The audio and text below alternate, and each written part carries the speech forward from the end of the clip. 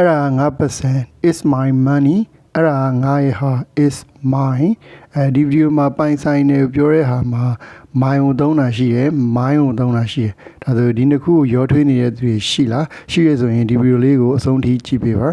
အားလုံးပဲမင်္ဂလာပါ Chicken Grammar အပိုင်း61ကနေကြိုဆိုလိုက်ပါတယ်ဒီဗီဒီယိုမှာတော့ငါရဲ့ဟာမင်းရဲ့ဟာသူ့ရဲ့ဟာငါတို့ရဲ့ဟာစသဖြင့်ကျွန်တော်တို့ပြောတဲ့ဒီစကားလုံးတွေအကြောင်းကိုရှင်းပြပေးမှာဖြစ်ပါတယ်ရှေ့ရက်တွေမှာကျွန်တော်တို့ subject pronoun တွေဖြစ်တဲ့ I we you he she they နဲ့ပတ်သက်တဲ့ဘိုင်းတွေကိုရှင်းပြပြီးပြီးရင်ပိုင်ဆိုင်ခြင်းနဲ့ပတ်သက်ပြီးနောက်က noun လေးလိုက်သုံးရတယ် my our your his her their စတဲ့စကားလုံးတွေအကြောင်းလည်းရှင်းပြပြီးဒီဗီဒီယိုမှာတော့ဒီငါရဲ့ဟာသူ့ရဲ့ဟာမင်းဟာစသဖြင့်ပြောတဲ့mine or ours တို့နဲ့ပတ်သက်တဲ့ဘိုင်းတွေရှင်းပြပေးမှာဖြစ်ပါတယ်။ဒါဆိုငါရဲ့ဟာဆိုရင်ကျွန်တော်တို့က mine ဆိုပြီးသုံးပေးရမယ်။ငါတို့ရဲ့ဟာဆိုရင် ours မင်းရဲ့ဟာဒါမှမဟုတ်မင်းတို့ရဲ့ဟာဆို yours သူ့ရဲ့ဟာဆိုရင်တော့ his သူမရဲ့ဟာဆိုရင်တော့ hers သူတို့ရဲ့ဟာဆိုရင်တော့ theirs ဆိုပြီးတော့သုံးလိုက်ရမှာပဲ။ဥပမာအဲ့ဒါ9%ဆိုရင် is my money လို့သုံးလို့ရတယ်။အဲ့ဒါဥပမာအဲ့ဒါငါရဲ့ဟာရေးဆိုပြီးပဲပြောမယ်ဆိုရင်တော့ is mine ဆိုပြီးသုံးလိုက်ရမယ်။အဲ့ဒါငါတို့ရဲ့ပတ်စံနေဆိုရင် is our money အဲ့ဒါငါတို့ရဲ့ဟာတွေဆိုရင် is ours အဲ့ဒါမင်းရဲ့ပတ်စံဆိုရင် is your money အဲ့ဒါမင်းတို့ရဲ့ဟာဆိုရင်တော့ is yours ဆိုပြီးတော့သုံးလိုက်ရုံပဲအဲ့ဒါသူ့ရဲ့ပတ်စံဆိုရင်တော့ is his money အဲ့ဒါသူ့ရဲ့ဟာလို့ပြောမယ်ဆိုရင်တော့ is his အဲ့ဒါသူမရဲ့ပတ်စံဆိုရင် is her money အဲ့ဒါသူမရဲ့ဟာတွေဆိုရင်တော့ is hers အဲ့ဒါသူတို့ရဲ့ပတ်စံဆိုရင် is their money အဲ့ဒါသူတို့ရဲ့ဟာဆိုရင်တော့ is there ဆိုပြီးတော့သုံးပေးတဲ့ပုံစံလေးဖြစ်ပါတယ်ဒါဆိုရင်သူတို့ကိုအသေးစိတ်ထပ်ပြီးတော့ရှင်းပြပေးပါမယ်ဒါဆိုကျွန်တော်တို့ကဒီ mine တို့ your တို့ his တို့သုံးတဲ့အခါမှာနောက်က noun လေးလိုက်သုံးပေးရမယ်ဥပမာငါရဲ့လက်တွေကအေးတယ်ဆိုရင် my hands are cold ဒီမှာလဲဒီ my ရဲ့နောက်မှာ hands ဆိုတဲ့ noun လေးထည့်သုံးပေးထားတယ်နောက်တစ်ခုကဒါမင်းစာအုပ်လားဆိုရင် is this your book ဒါဆို your ရဲ့နောက်မှာ book ဆိုတဲ့ noun လေးထည့်သုံးပေးရမယ်Helen ကသူမရဲ့ထီငါ့ကိုပေးတယ်ဆိုရင် Helen gave me her umbrella ဒါဆို her ရဲ့နောက်မှာ noun လေးထည့်သုံးပေးတယ်နောက်ထပ်ဥပမာတစ်ခုအနေနဲ့ is their problem not our problemဒါသူတို့ရဲ့ပြဿနာငါတို့ပြဿနာမဟုတ်ဘူးဒီမှာလဲ their တို့ our ရဲ့နောက်မှာnoun လေးထည့်သုံးပေးရတယ်ဒါဆိုရင် mine တို့ your တို့သုံးမယ်ဆိုကျွန်တော်တို့ noun လေးသုံးပေးရမယ်ဒါဆို mine တို့ yours တို့ ours တို့သုံးတဲ့အခါမှာတော့နောက်က noun လိုက်စရာမလိုဘူးဥပမာ is this book mine or yours ဒီစာအုပ်ကမင်းဟာလားငါဟာလားဒီမှာ mine ဒီ my book ကိုပြောတာ yours ဒီ your book ကိုပြောတာဒါပေမဲ့ mine နဲ့ yours စတာတွေကိုသုံးတာဖြစ်တဲ့အတွက်နောက်က noun တွေသုံးရမလို့နောက်ထပ်ဥပမာတစ်ခုအနေနဲ့ I didn't have an umbrella so Sarah gave me hers ငါမှထီးမရှိခဲ့ဘူးဒါကြောင့် Sarah ကသူ့ရဲ့ဟာကိုပေးခဲ့တယ်ပေါ့ဒါဆိုသူမရဲ့ဟာကိုပေးရဆို hers ဆိုပြီးတော့သုံးလိုက်ရင်ဒီမှာလဲ noun လိုက်စရာမလိုဘူးပေါ့နော်တကယ်ပြီး noun လိုက်ပြီးသုံးမယ်ဆိုရင်တော့ her umbrella ဆိုပြီးတော့သုံးပေးရမှာဖြစ်ပါတယ်is their problem not ours ဒါသူတို့ပြဿနာငါတို့ပြဿနာမဟုတ်ဘူးဒီမှာလဲရှေ့က their ကိုသုံးတာဖြစ်တဲ့အတွက်နောက်က noun လေးထည့်ပေးတယ်နောက်မှာတော့ ours ဆိုတဲ့ငါတို့ရဲ့ဟာဆိုတဲ့ဒီ ours ကိုသုံးတာဖြစ်တဲ့အတွက်ကြောင့် noun လိုက်သုံးရမလို့ပါဘူးနောက်ဆုံးဥပမာတစ်ခုအနေနဲ့ we won in our car and they won in theirs ဒါဆိုရင်ငါတို့ကားနေသွားတယ်သူတို့ကသူတို့ကားနေသွားတယ်ဒီမှာလဲရှေ့ဆန်းထဲမှာ our ကိုသုံးတာဖြစ်တဲ့အတွက်နောက်မှာ noun လေးလိုက်သုံးပြီးတယ်နောက်ဆန်းထဲမှာတော့ theirs ဆိုတဲ့သူတို့ရဲ့ဟာဆိုတဲ့စကားလုံးကိုသုံးတာဖြစ်တဲ့အတွက်ကြောင့်နောက်က noun တွေထည့်သုံးရမလို့ပါဘူးဒါဆိုရင်ဒီတစ်ခုရဲ့ကွာခြားချက်ကိုနားလည်လောက်ပြီးထင်ပါတယ်နောက်ဆုံးတစ်ခုအနေနဲ့ဒီ his ကသူကဒီနောက်က noun လိုက်ရင်လဲ his ပဲဒီသူရဲ့ဟာလို့ပြောမယ်ဆိုရင်လဲ his ကိုပဲသုံးတယ်ပေါ့နော်ဒါဥပမာ is this his camera or hersဒါသူကင်မရာလားသူမရဲ့ဟာလားဒါသူ့ရဲ့ဟာလို့ဖြေမယ်ဆိုရင် is his ဆိုပြီးဖြေလို့ရတယ်ဒါဆို is his လို့ပြီးဖြေတဲ့အတွက်ကြောင့်သူကနောက်က noun မလိုက်တော့တဲ့ဒါသူ့ရဲ့ဟာဆိုတဲ့အဓိပ္ပာယ်မျိုးဖြစ်ပါမယ်ဒါဆိုရင်ဒီဘိုင်းလေးကိုနားလည်လောက်ပြီးထင်ပါတယ်နောက်တစ်ပိုင်းအနေနဲ့ဒီ mine တို့ his တို့ကိုကျွန်တော်တို့ရှေ့ကနေ a friend of ဆိုတဲ့ပုံစံလေးထည့်သုံးလို့ရတယ်ဥပမာငါတငယ်ချင်းဆိုရင် a friend of mine သူတငယ်ချင်းဆို a friend of his မင်းရဲ့တငယ်ချင်းတချို့ဆို some friends of yours ဆိုတဲ့ပုံစံလေးသုံးရတာဖြစ်ပါတယ်ဥပမာငါတငယ်ချင်းကိုတွေ့ဖို့ပြင်ထွက်သွားတာဆိုရင် I want out to meet a friend of mine ဆိုပြီးတော့သုံးလို့ရတယ်ဒီမှာ a friend of me ဆိုပြီးတော့သုံးလို့မရပါဘူးနောက်တစ်ခုက Tom was in the restaurant with a friend of hisငါသူငယ်ချင်းနဲ့ဆောက်ဆိုင်မှာဆိုတဲ့အဓိပ္ပာယ်ဖြစ်ပါတယ်ဒီမှာလဲ a friend of him ဆိုပြီးတော့သုံးလို့မရပါဘူး နောက်ထပ်ဥပမာတစ်ခုအနေနဲ့ are those people friends or yours ဒီလူတွေကမင်းရဲ့မိတ်ဆွေတွေလားပေါ့နော်ဒီမှာလဲ friends or you ဆိုပြီးတော့သုံးလို့မရပါဘူးဒီအတွဲလေးကိုလည်းတည်တဲ့မှတ်ထားပေးရမှာဖြစ်ပါတယ်နောက်ဆုံးတစ်ပိုင်းအနေနဲ့ဘသူဟာလဲဘသူရဲ့ဖုန်းလဲစသဖြင့်မေးတဲ့ပုံစံလေးကိုရှင်းပြပေးမယ်ဒါဆိုရင်ကျွန်တော်တို့ whose ကိုသုံးပြီးမေးလို့ရတယ်သူ့နောက်မှာ noun လိုက်သုံးလဲရတယ် noun မလိုက်ဘဲနဲ့မေးလို့လဲရပါတယ်ဥပမာဒါဘသူပစံလဲဆိုရင် whose money is this လို့မေးလို့ရသလို whose is this ဆိုလည်းမေးလို့ရတယ်အကယ်၍ငါဟာဆိုရင်တော့ is mine ဆိုပြီးတော့ဖြေလိုက်ရုံပဲဒီဖနက်တွေကဘသူဖနက်တွေလဲဆိုရင် whose shoes are these ဒါမှမဟုတ်ရင် whose are these ဆိုပြီးတော့မေးလို့ရတယ်ဒါ John ရဲ့ဖနက်ဆိုရင် their Johns ဆိုပြီးတော့ဖြေလိုက်ရုံပါပဲဒါဆိုရင်ဘသူဟာလဲဆိုပြီးမေးတဲ့အခါမှာတော့ကျွန်တော်တို့ whose ကိုသုံးလို့ရတယ်သူ့နောက်မှာ noun ကပ်ပြီးတော့မေးလို့ရတယ်လို့ noun မပါဘဲနဲ့လည်းမေးလို့ရပါတယ်ဒါဆိုရင်ဒီဗီဒီယိုမှာရှင်းပြပေးခဲ့တာကပိုင်ဆိုင်တယ်လို့ပြောတဲ့အခါမှာနောက်ထပ်သုံးလို့ရတဲ့ပုံစံတစ်ခုဖြစ်တဲ့ mine ours yours his hers theirs စတဲ့ဒီစကားလုံးတွေကြောင့်ရှင်းပြပေးခဲ့တာဖြစ်ပါတယ်ဒီဗီဒီယိုလေးကတော့ဒီလောက်ပါပဲအားလုံးကိုကျေးဇူးတင်ပါတယ်I can see him but he can't see me ငါသူ့ကိုမြင်ရတယ်သူကငါ့ကိုမမြင်ရဘူး You give me your number and I'll give you mine မင်းရဲ့နံပါတ်ကိုပေးငါရဲ့ဟာကိုပေးမယ်ဒါဆိုရင်ဒီ sentence တွေမှာ I know him know me တို့your number တို့ mine တို့အစရှိတဲ့ဒီစကားလုံးတွေကိုသူ့နေရာနဲ့သူစီလျော်အောင်သုံးထားတာကိုတွေ့မှာပါဒါဆိုရင်ဒီလိုမျိုးတွေသူ့နေရာနဲ့သူစီလျော်အောင်မသုံးတတ်သေးဘူးဆိုရင်ဒီဗီဒီယိုလေးကိုတစ်ချက်ကြည့်ပေးပါအားလုံးပဲမင်္ဂလာပါအခြေခံ grammar အပိုင်း62ကနေကြိုဆိုလိုက်ပါတယ်ဒီဗီဒီယိုမှာတော့ I me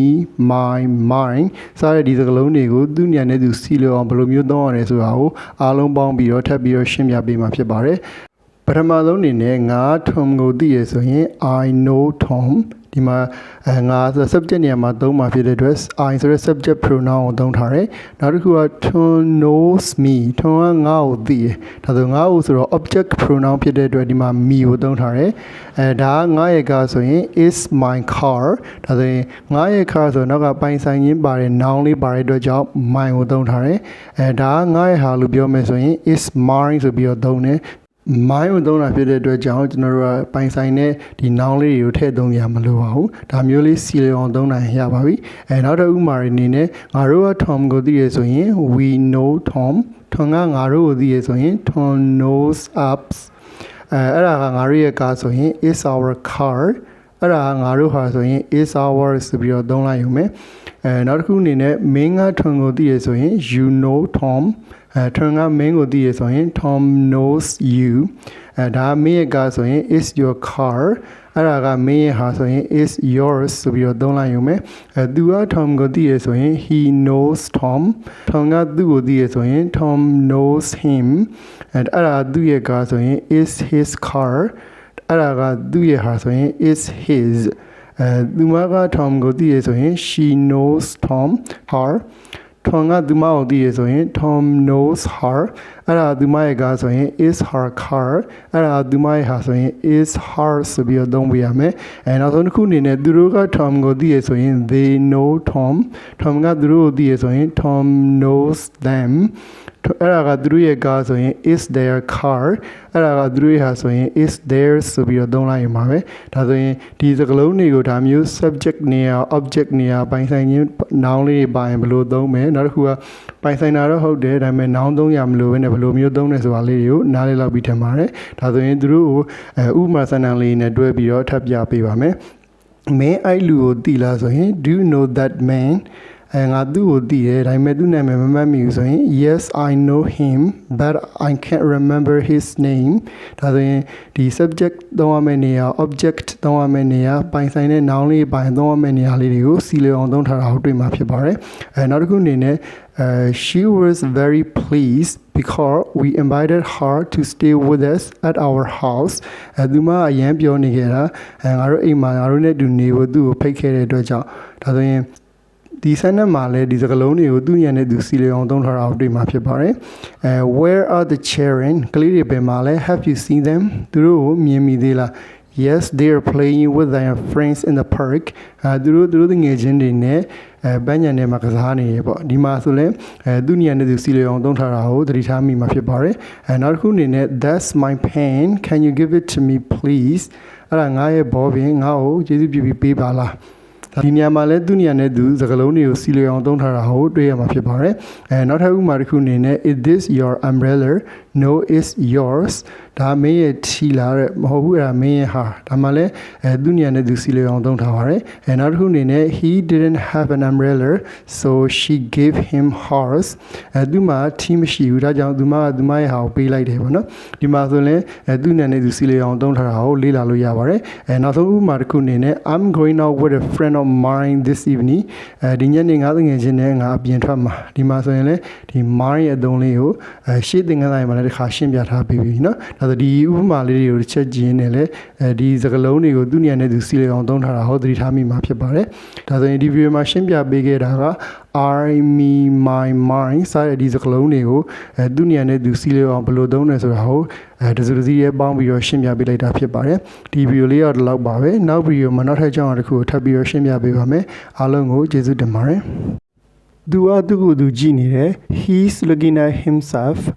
ကိုယ့်ကိုယ်ထဲစားနော် help yourself ဒီမှာသုံးသွားတဲ့ himself to yourself တို့နဲ့ပတ်သက်ပြီးတော့အင်္ဂလိပ်စာကို level တစ်ခုထိရောက်အောင်လေ့လာနိုင်တဲ့သူတွေတောင်မှတစ်ခါတလေမှာရောထွေးတတ်တယ်ဒါဆိုရင်ဒီဟာလေးနဲ့ပတ်သက်ပြီးဘယ်လိုမျိုးသုံးလဲဆိုတာကိုသိချင်တဲ့သူကဒီဗီဒီယိုလေးကိုစောင့်ကြည့်ပေးပါအားလုံးပဲမင်္ဂလာပါ Chicken Grammar အပိုင်း63ကနေကြိုဆိုလိုက်ပါတယ်ဒီဗီဒီယိုမှာတော့ myself yourself themselves စတဲ့ဒီစကားလုံးတွေနဲ့ပတ်သက်ပြီးတော့ရှင်းပြပေးမှာဖြစ်ပါတယ်ပထမဆုံးကျွန်တော်တို့သိရမှာက I ဆိုရင်ကျွန်တော်ကိုဆိုရင် me ဆိုတာရှိတယ်ကျွန်တော်ကိုယ်တိုင်ဆိုရင် myself ဆိုပြီးတော့သုံးလို့ရတယ်နောက်တစ်ခုက he ဆိုရင် him himself she ဆိုရင် her herself ဆိုပြီးသုံးလို့ရတယ်you မှာတော့ကျွန်တော်တို့နှစ်မျိုးရှိတယ်မင်းကိုဆိုရင်တော့ you သုံးတယ်မင်းတို့ကိုဆိုရင်လည်း you ပဲသုံးတယ်အဲ့ဒါမှမင်းတို့ကိုယ်တိုင်ဒါမှမဟုတ်မင်းကိုယ်တိုင်လို့ပြောတဲ့အခါမှာ yourself ရှိမယ်နောက်တစ်ခုက yourselves ဆိုပြီးတော့လည်းသုံးလို့ရတယ် we ဆိုရင်တော့ us ရှိမယ် ourselves လို့သုံးတယ် they ဆိုရင်တော့ them ရှိမယ် themselves ဆိုပြီးတော့သုံးပြရမှာဖြစ်ပါတယ်အဲဆိုသူတို့တွေကိုစိုင်းထဲမှာဘယ်လိုသုံးလဲဆိုတော့ရှင်းပြပေးမယ်ကျွန်တော်ကမှန်ကြည့်ရလို့ကျွန်တော်တို့ပြောတဲ့အခါမှာ I looked at myself in the mirror ဆိုပြီးတော့သုံးပြရမယ်ဒီနေရာမှာ I looked at me ဆိုပြီးတော့သုံးလို့မရဘူးကိုမှန်ထဲမှာပြန်ကြည့်ရဖြစ်တဲ့အတွက် myself ကိုသုံးပြရမယ်နောက်တစ်ခုအနေနဲ့သူဓာတ်ရှာတယ်ဓာတ်ပြတ်တယ်လို့ကျွန်တော်တို့ပြောမယ်ဆိုရင် he cut himself with a knife ဆိုပြီးတော့သုံးပြရမယ်ဒီမှာလဲ himself ကိုသုံးတယ်ဘာလို့ဆိုတခြားလူတယောက်ကသူ့ကိုဓာတ်ရှာအောင်ဓာတ်ပြတ်အောင်လုပ်တာမဟုတ်ကိုယ်တိုင်တစ်ခုလုံးရင်းနဲ့ရှာတာပြတ်တာဖြစ်တဲ့အတွက်ကြောင့်ဒီမှာ cut in နောက်မှာ himself ဆိုပြီးတော့သုံးပြရမယ်နောက်တစ်ဥပမာတစ်ခုရင်းနဲ့ she fell on her bike but she didn't hurt herself ဒီမှာသူမစပိန်ပေါ်ကပြုတ်ကြတယ်ဒါပေမဲ့ထိခိုက်ဒဏ်ရာမဖြစ်ခဲ့ဘူးပေါ့ဒီမှာလဲသူကိုယ်တိုင်စပိန်စီးပြီးတော့ကိုယ့်ကိုလဲတာဖြစ်တဲ့အတွက်ကြောင့်ဒီ hurt နောက်မှာ herself ဆိုပြီးတော့ထည့်သွင်းလိုက်တာဖြစ်ပါတယ်နောက်တစ်ခုအနေနဲ့ကိုယ့်ကိုထည့်စားတော့ဆိုရင် please help yourself ဒီမှာကိုပြောတဲ့သူကတယောက်တည်းဖြစ်တဲ့အတွက်ကြောင့် yourself ဆိုပြီးသုံးတာကြပြီးနှစ်ယောက်ဒါမှမဟုတ်နှစ်ယောက်ထက်ပိုတဲ့လူတွေကိုကိုယ့်ကိုထည့်စားကြနော်ဆိုပြီးပြောမယ်ဆိုရင်တော့ please help yourself ဆိုပြီးတော့သုံးလိုက်ဖြစ်ပါတယ်ဒါဆိုရင်ဒီ himself တို့ herself တို့ yourself တို့နဲ့ပတ်သက်ပြီးသုံးတဲ့အခါမှာဘယ်လိုပုံစံမျိုးခြေနေမှာသုံးလဲဆိုတာကိုနားလည်လောက်ပြီးထင်ပါတယ်ဒါဆိုရင်နောက်ထပ်တစ်ပိုင်းအနေနဲ့ဒီ object နေရာမှာသုံးတဲ့ me တို့ him တို့ them တို့နဲ့ဒီ myself himself themselves တို့ရဲ့ခွာခြားချက်လေးကိုရှင်းတွဲပြီးတော့ဥမာလေးပြပေးပါမယ်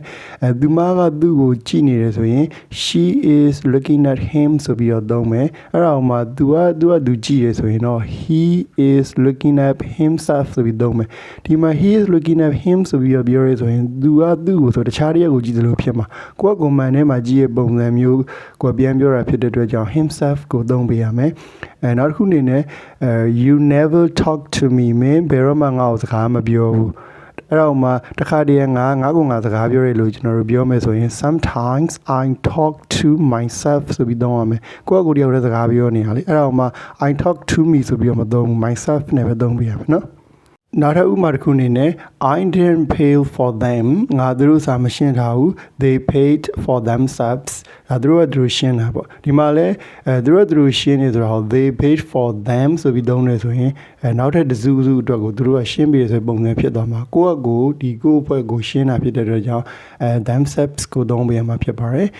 နောက်ဆုံးဥပမာတစ်ခုအနေနဲ့ I'm sorry did I hurt you စိတ်မကောင်းပါဘူးတောင်းပန်ပါတယ်ပေါ့နော်ငါမင်းကိုထိခိုက်မိအောင်လုပ်မိသေးလားပေါ့နောက်တစ်ခုက be careful don't hurt yourself သတိထားနော်ကိုယ့်ကိုမခိုင်းမိစေနဲ့ပေါ့ဒီမှာဆိုလဲပထမဆက်နက်မှာကတရားရောက်ကထိခိုက်အောင်လုပ်မိမှာဖြစ်တဲ့အတွက်ကြောင့် you သုံးပေးရတယ်ဒုတိယဆက်နက်မှာတော့ကိုယ့်ကိုထိခိုက်တယ်မဖြစ်အောင်ဒါမြစ်တာဖြစ်တဲ့အတွက်ကြောင့် yourself ကိုပဲသုံးလိုက်တာဖြစ်ပါတယ်ဒါဆိုရင်ဒီနှစ်ခုရဲ့ကွာခြားချက်ကိုလည်းနားလည်လောက်ပြီးထင်ပါတယ်နောက်ထပ်တစ်ပိုင်းအနေနဲ့ဒီ myself to yourself to ကျွန်တော်တို့ဘိုင်းလေးတွေခံပြီးသုံးလို့ရတယ်ဥပမာ by myself by yourself ဆိုတော့ဆိုတော့ alone နဲ့အဓိပ္ပာယ်တူပဲတယောက်တည်းလို့ပြောတာဖြစ်ပါတယ်ဥပမာ I want on holiday by myself ဆိုရင်ဒါ I want alone တယောက်တည်းသွားတယ်အားလည်းရပန်းမြေခီကိုတယောက်တည်းသွားရဲဆိုတဲ့အဓိပ္ပာယ်ဖြစ်ပါတယ်နောက်ထပ်တစ်ခုအနေနဲ့ was she with friends no she was by herself ဒါဆိုဒီမှာတယောက်တည်းလို့ပြောတာဖြစ်ပါတယ်ဒါမျိုး by နဲ့လည်းတွဲသုံးလို့ရှိတယ်နောက်ဆုံးတစ်ပိုင်းအနေနဲ့ themselves နဲ့ each other ရဲ့အသုံးကွာခြားပုံလေးကိုရှင်းပြပေးပါမယ်။ဒါဆိုရင်ဆုံး each other ရဲ့အသုံးကိုရင်ဆုံးရှင်းပြပေးမယ်။သူကတယောက်ကိုတယောက်ဆိုတဲ့အပြန်အလှန်သဘောမျိုးလေးဖြစ်ပါတယ်။ဥပမာ Kate and Helen are good friends. They know each other well. ဒါဆို Kate နဲ့ Helen တွေကမိတ်ဆွေကောင်းနေတကယ်ချင်းကောင်းနေပေါ့နော်။အဲ့မှာthey know each other well ဆိုရင်သူတို့ကတယောက်ကိုတယောက်ချောင်းတယောက်သိကြတယ်ဆိုတဲ့ပုံစံပြောတာဒီ each other ဒီတယောက်နဲ့တယောက်ကိုတယောက်အပြန်အလှန်ဆိုတဲ့ပုံစံဖြစ်ပါတယ်အဲဒါဆိုရင် each other သုံးတာနဲ့ဒီလို themselves လို့သုံးတာဘယ်လိုကွာခြားလဲဆိုတော့ရှင်းပြပေးပါမယ်James and Sue looked at each other လို့ကျွန်တော်တို့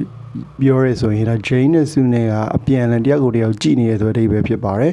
James and Sue looked at themselves လို့သုံးနေဆိုရင်ကြတော့သူတို့နှစ်ယောက်လုံးဒီကိုတယောက်စီပြန်ကြည့်နေဆိုတဲ့ပုံစံဖြစ်ပါတယ်ဒါဆိုဒါမျိုးလေးကိုခြားချက်ရှိမယ်ဒါဆိုရင်each other လို့သုံးနေဆိုရင်ဒါ Jane ကလည်း Sue ကိုကြည့်မယ် Sue ကလည်း Jane ကိုပြန်ကြည့်နေမယ်အဲ့လိုမျိုးပဲနဲ့ themselves ကိုသုံးတာကြတော့James ကသူ့ကိုယ်သူမှန်ထဲမှာကြည့်နေတယ်ဒီSue ကလည်းသူမကိုသူမပြန်ကြည့်ရဆိုတဲ့အဓိပ္ပာယ်ဖြစ်ပါတယ်ဒါဆိုရင်ဒီ each other နဲ့ themselves သုံးတဲ့ကွာခြားချက်လေးကိုရှင်းပြပေးခဲ့တာဖြစ်ပါတယ်ဒါဆိုရင်ဒီဗီဒီယိုမှာရှင်းပြပေးခဲ့တာက myself yourself themselves စတဲ့ဒီစကားလုံးတွေကိုဘယ်လိုပုံစံမျိုးတွေသုံးလို့ရလဲဆိုတာကိုရှင်းပြပေးခဲ့တာဖြစ်ပါတယ်ဒီဗီဒီယိုလေးကတော့ဒီလောက်ပါပဲနောက်ဗီဒီယိုမှာနောက်ထပ်အကြောင်းအရာတွေကိုထပ်ပြီးတော့ရှင်းပြပေးပါမယ်အားလုံးကိုကျေးဇူးတင်ပါတယ်ငါအမရဲ့အိမ်လို့ကျွန်တော်တို့ပြောတဲ့အခါမှာ my sister's house ဆိုပြီးသုံးမလားဒါမှမဟုတ် the house of my sister ဆိုပြီးသုံးမလားဒီနှစ်ခုကိုသဝေသဝါဖြစ်နေတဲ့သူတွေကဒီဗီဒီယိုလေးကိုစောင့်အောင်ကြည့်ပေးပါအားလုံးပဲမင်္ဂလာပါ Chicken Grammar အပိုင်း64ကနေကြိုဆိုလိုက်ပါရယ်ဒီဗီဒီယိုမှာပိုင်ဆိုင်ခြင်းနဲ့ပတ်သက်ပြီးပြောတဲ့အခါမှာ apostrophe s နဲ့သုံးမလား off နဲ့သုံးမလားစတာလေးတွေကိုရှင်းပြပေးမှာဖြစ်ပါတယ်ရှေ့ဗီဒီယိုတွေမှာငါရဲ့မင်းရဲ့ငါရဲ့ဟာမင်းဟာစသဖြင့်ပြောတဲ့အခါမှာ mine တို့ your တို့ his တို့ hers တို့စတဲ့ဒီအကြောင်းလေးနဲ့ပတ်သက်ပြီးတော့ရှင်းပြပေးထားပြီးဒီဗီဒီယိုမှာတော့ apostrophe s နဲ့ off ကိုဘယ်လိုမျိုးသုံးရလဲဆိုတာကိုရှင်းပြပေးမှာဖြစ်ပါတယ်ပထမဆုံးအနေနဲ့ case ရဲ့ camera လို့ကျွန်တော်တို့ပြောတဲ့အခါမှာ case camera ဆိုပြီးတော့ဒီ apostrophe s ကိုသုံးလို့ရတယ်ငါကိုရဲ့ car ဆိုရင်လည်း my brother's car ဆိုပြီးတော့သုံးလိုက်အောင်ပါပဲဒါဆိုကျွန်တော်တို့မှတ်ထားမှာပုံမှန်အဖြစ်ဒီလူပုဂ္ဂိုလ်ကြီးနဲ့ပတ်သက်ပြီးပြောတဲ့အခါမှာ apostrophe s ကိုသုံးပေးရမယ်သူ့နောက်မှာ noun လေးလိုက်လိုက်ရုံပဲဥပမာငါအမရဲ့အိမ်မှာနေခဲ့ရဆိုရင်I stayed at my sister's house ဆိုပြီးတော့သုံးလိုက်ရုံပဲဒီမှာ the house of my sister ဆိုပြီးတော့သုံးလို့မရဘူးနောက်တစ်ခုအနေနဲ့ have you met Mr. Black's wife Mr. Black ရဲ့ဇနီးနဲ့ဆုံဘူးလားပေါ့နော်ဒီမှာလဲ the wife for Mr. Black ဆိုပြီးတော့သုံးလို့မရပါဘူးနောက်ဆုံးတစ်ခုအနေနဲ့Are you going to Jane's party? မင်း Jane ရဲ့ party ပွဲကိုသွားမှာလားပေါ့ဒီမှာလဲလူပုဂ္ဂိုလ်ဖြစ်တဲ့အတွက် apostrophe s ကိုသုံးထားတာတွေ့မှာပါနောက်တစ်ခုကဒီ apostrophe s ကဒီနောက်မှာ noun နေမလိုက်ဖ ೇನೆ လဲသုံးလို့ရတယ်ဥပမာ Laura's hair is longer than Kate's Laura is a big Kate ရှိတယ်ပေါ့ဒီမှာလဲ Kate's hair ဆိုတဲ့အဓိပ္ပာယ်နဲ့သုံးထားတာဖြစ်ပါတယ်နောက်တစ်ခုက whose umbrella is this? Is my mother'sဒါဘယ်သူထီလဲဆိုတော့ငါအမေရဲ့ထီပေါ့ဒီ my mother's umbrella ဆိုတဲ့နေရာမှာ my mother's ဆိုပြီးသုံးထားတာဖြစ်ပါတယ်နောက်ဆုံးတစ်ခုအနေနဲ့ where were you last night မင်းမနေ့ညဘယ်မှာလဲ I was at Paul's ဒါဒီ Paul's house ဆိုတဲ့အဓိပ္ပာယ်ကိုဆိုလိုတာဖြစ်ပါတယ် apostrophe s ကိုလူပုဂ္ဂိုလ်တွေအများသောအားဖြင့်သုံးတယ်သူနောက်မှာ noun လိုက်သုံးလို့ရတယ် noun မသုံးဘဲနဲ့လုံးနဲ့သုံးလို့ရတဲ့ခြေအနေလည်းရှိရပေါ့နော်ဒါလိုမျိုးလေးမှတ်ခဲ့ရင်ရပါပြီ ဒုတိယတစ်ပိုင်းအနေနဲ့ apostrophe s ကိုသုံးတဲ့အခါသတိထားရမယ့်ချက်လေးကိုရှင်းပြပေးပါမယ်ငါတငယ်ချင်းရဲ့အိမ်လို့ကျွန်တော်တို့ပြောတဲ့အခါမှာ my friends house ဆိုပြီးတော့ apostrophe s ကိုသုံးလို့ရတယ်ငါတငယ်ချင်းတွေရဲ့အိမ်ဆိုပြီးသုံးတဲ့အခါမှာတော့ my friends house ဆိုပြီးတော့ apostrophe တစ်မျိုးလေးပဲသုံးပေးရမယ်ဒါဆိုအများကိန်းတွေရဲ့နောက်မှာဆိုရင်တော့ apostrophe လေးပဲထည့်ပေးပြီးတော့တစ်ခုကိန်းတွေရဲ့နောက်မှာဆိုရင်တော့ apostrophe s ကိုထည့်သုံးပေးလို့ရပါတယ်ဒါလေးကိုတစ်ချက်မှတ်ထားပေးရမှာဖြစ်ပါတယ်နောက်ဆုံးတစ်ပိုင်းအနေနဲ့ဒီ off ကကြတော့ကျွန်တော်တို့အရာဝတ္ထုပစ္စည်းနဲ့နေရာတွေနဲ့ပတ်သက်ပြီးပြောတဲ့အခါမှာ off ကိုသုံးပေးရမှာဖြစ်ပါတယ်ဥပမာဟိုစောက်အောင်ရဲ့ခေါင်းမိုးကိုကြည့်လိုက်ဆိုရင် look at the roof of that building ဒီမှာ that building's roof ဆိုပြီးတော့သုံးလို့မရဘူးငါတို့ဇလန်ရဲ့အစကိုမကြည့်လိုက်ရဘူးဆိုရင် we didn't see the beginning of the film ဆိုပြီးသုံးရမယ်ဒီမှာ the film's beginning ဆိုပြီးတော့ apostrophe s နဲ့သုံးလို့မရဘူးဒီရဲ့နာမည်ကဘာလဲဆိုရင် what's the name of this village ဆိုပြီးတော့ဒီ off နဲ့ပဲသုံးပေးရမယ်မင်းကားနောက်မှာထိုင်လို့ရတယ်ဆိုရင် you can sit in the back of the car ဆိုပြီးတော့သုံးလို့ရတယ်Madrid ကဒီ Spain ရဲ့မြို့တော်လို့ပြောချင်တယ်ဆိုရင် Madrid is the capital of Spain ဆိုပြီးတော့သုံးပြရမှာဖြစ်ပါတယ်ဒါဆိုရင်ဒီ apostrophe s ကိုသုံးရမယ့်အခြေအနေနဲ့ of off ကိုသုံးရမယ့်အခြေအနေကိုနားလည်လောက်ပြီးထင်ပါတယ်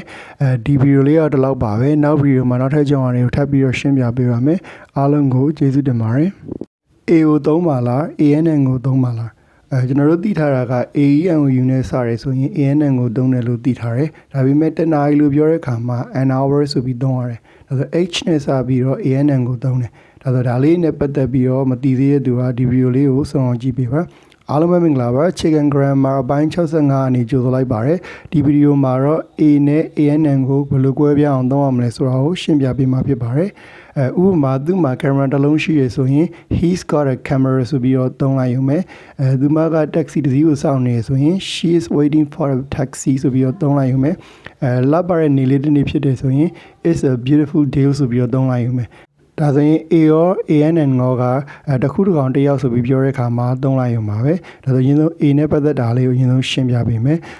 Rachel ကဘယ်နှခုမှလုပ်တယ်ဆိုရင် Rachel works in a bank ဆိုပြီးသုံးလိုက်ရုံပဲဒီမှာ in bank ဆိုပြီးသုံးလို့မရဘူးမေးခွန်းတစ်ခုလောက်မေးလို့ရမလားဆိုရင် can I ask a question ဆိုပြီးသုံးလိုက်ရုံပဲဒီမှာask question ဆိုပြီးသုံးလို့မရဘူး A လေးထည့်သုံးပေးရမယ်ငါအခုလုံးမရှိဘူးဆိုရင် I don't have a job at the moment ဆိုပြီးသုံးပေးတယ်